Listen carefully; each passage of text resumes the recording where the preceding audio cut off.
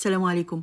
أنا كل مرة أعملها من غير شيتوس، المرة دي ولادي أصروا إن أنا أعملها بشيتوس وقالوا لي بس دوقي طعمها وفي الآخر احكمي، تعالوا نعملها سوا وندوق ونشوف إذا كانوا هم عندهم حق ولا لأ.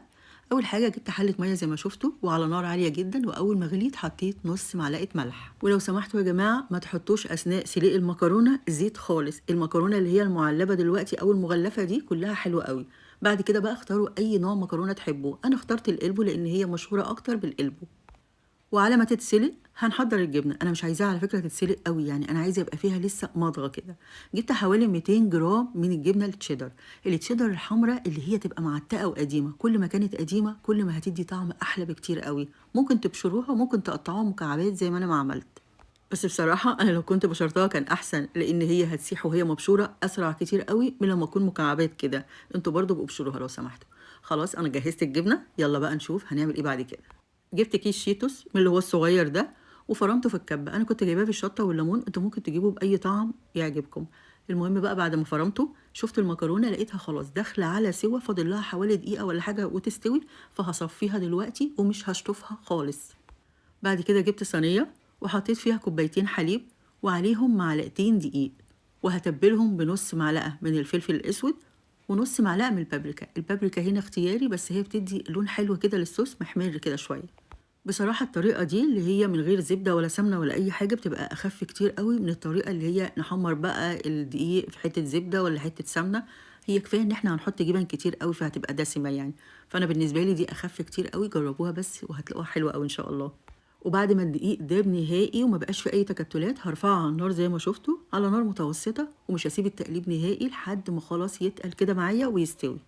بس هنا عايزة أفكركم بحاجة بعد إذنكم، لو لسه ما اشتركتوش في قناتي يا ريت تنوروني بالاشتراك، ولو أول مرة بتشوفوني أنا أسماء بحيري، يا ريت بعد ما تشتركوا بقى تفعلوا زر الجرس علشان أي وصفة جديدة إن شاء الله أنزلها يجيلكم إشعار بيها.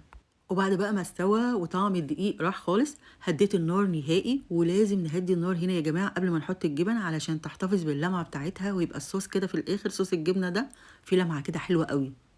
هديت النار وحطيت التشيدر، وكمان حطيت نص كوبايه من الجبنه الموتزاريلا. انتوا بقى اختياري عندكم ده، لو عايزين تزودوا الموتزاريلا عن كده زودوا، لو مش عايزين هي لو نوعها جيد هتديكوا المطه الجباره دي من نص كوبايه بس. وهقلب كويس قوي برضو هيبقى عندكم احلى صوص جبنه. يا سلام بقى لو في شويه بطاطس محمره كده وحطيتوا عليها صوص الجبنه ده، ولا برجر ولا فراخ مقرمشه ستريبس اي حاجه من دي، بيبقى تحفه. ناعم قوي، شايفين ما فيهوش اي تكتلات ازاي.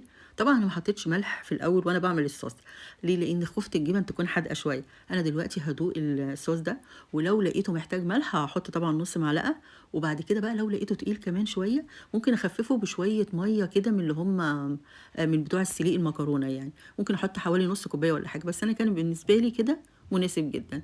هشيل بقى حوالي ربعه كده في طبق زي ما انتم شايفين، وهقول لكم هنعمل ايه بيه في الاخر. بعد كده بقى طفيت النار خالص وحطيت حوالي تلتين الشيتوس اللي انا فرمته، التلت التالت هعمل بيه حاجه في الاخر.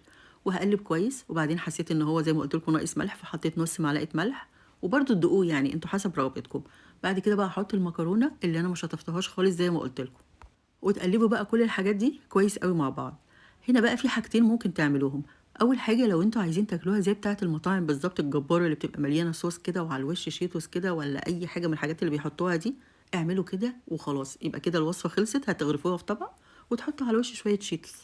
لكن انا طبعا لازم يعني اعمل تريكات كده خاصه بيا، فرحت جايبه بقى شويه كده من صوص الجبنه اللي انا شلتهم من الاول وحطيتهم على الوش، وبعدين سويت بقى صوص الجبنه كده علشان خاطر ما يبقاش فيه حته طالعه وحته نازله، وحطيت على الوش شويه شيتوس.